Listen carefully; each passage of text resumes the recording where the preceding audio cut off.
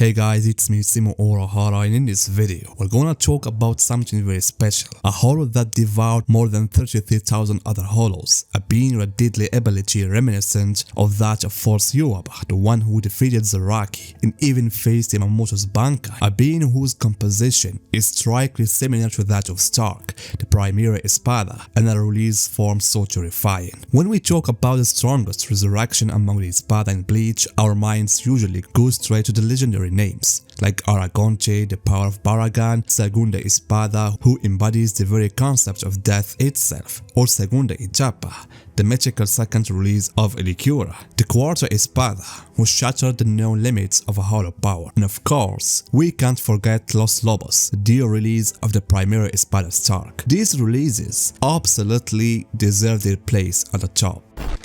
But today, I want to focus on a different Espada, who wasn't received the credit he truly deserves, guys. An Espada whose uniqueness makes him one of the most mysterious and fascinating characters in Bleach. And I'm talking about Aaroniero, the 9th Espada. Many fans see him the weakest simply because of his ranking. Others dismiss him due to his strange appearance and insulting personality. But in truth, Aaroniero is different from all the others. I mean, he possesses a unique blend of form, background, and fighting style, combined with an unusual kind of power that deserves a deeper look. So in this video, guys, we're going to dive deep into Aaroniero power and his distinct resurrection.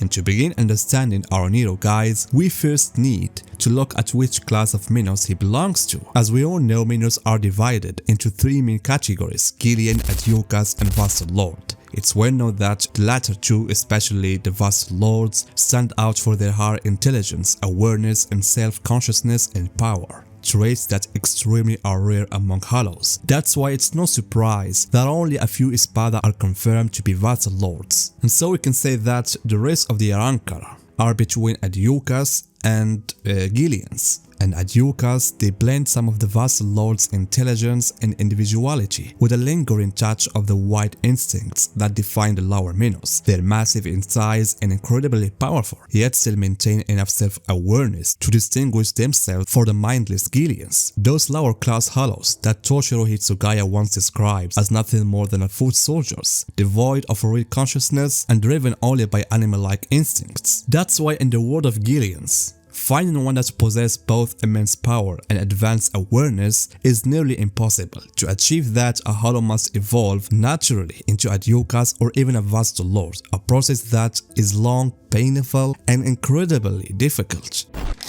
But this is exactly where Aaroniero uniqueness shines through. This Espada broke the fundamental rule that governed the evolution from the very beginning. He made the impossible possible. Normally, guys, when a holo among the Minos manages to gain control over itself and form an independent personality, that awareness, it's a sign, a mark that it's ready to evolve to the next stage, the Adiokas class. At that point, the Gillian becomes self-aware enough to start devouring other Minos, a brutal yet necessary process in the journey of evolution, and with every Minos it consumes, it grows stronger, and its individuality becomes sharper, until it finally transforms into an Adiokas, a being with complete self-awareness and a distinct personality. But what happened to Aaroniero was unlike any other evolution in Minos history, except for Ikmokudomoi. He didn't follow the usual vertical path of evolution that all holos take to climb higher ranks. At some point after becoming a Gillian, when his individual consciousness began to emerge, Aaroniero awakened a unique ability, an ability to devour other holos and absorb their spiritual powers and techniques. What sets him apart, however, is that his evolution wasn't upward, as we said, but horizontal. Instead of advancing into a higher rank, he expanded his strength endlessly by consuming the abilities and energies of countless other holos. That granted him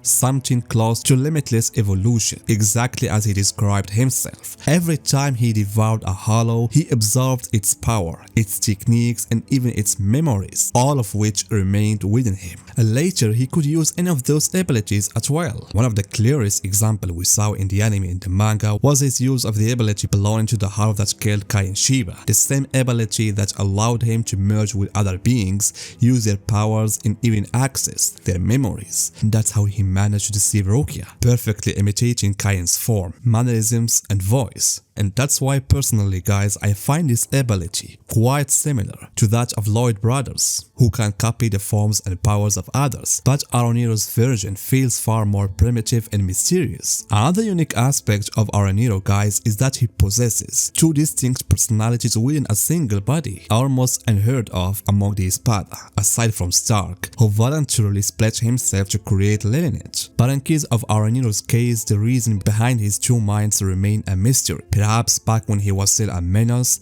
there wasn't a single dominant hollow, but rather two equal entities that fused together, resulting in a being with dual consciousness.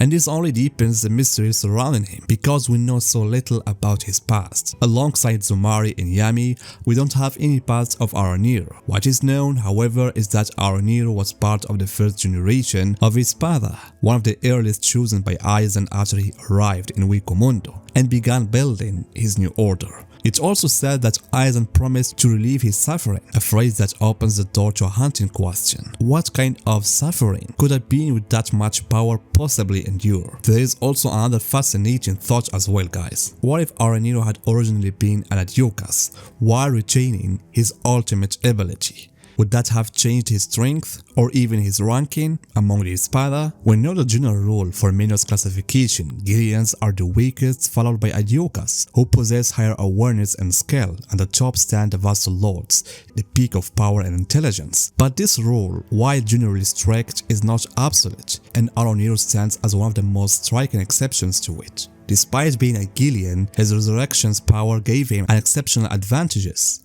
He didn't just strengthen his spirit energy by devouring others, he retained every single power and technique he absorbed, and this means he could potentially use dozens of different abilities at any time. I mean, if such power had belonged to Adiokas or Vasto Lord, the result would have been monster beyond imagination. And actually, we have a proof of that. Ikomokodomoi, the ones who had abilities similar to that of Aaroniero, he was the strongest hollow in the entire history, and more stronger than a lot of Vasto Lords. That's why guys, here lies the greatest irony of all. Aaroniro's death wasn't a reflection of weakness, but rather the result of a single fatal flaw in his body, that fragile glass container on his head that holds the two skulls. Had that container not existed, or it had been protected by any means like other Espadas, that Aaroniro's battle against Rukia might have turned out completely differently. In other words, he didn't lose because of lack of strength, but because of a single weak point that sealed his fate. In fact guys, the sheer diversity of his techniques alone makes him stronger than some Espada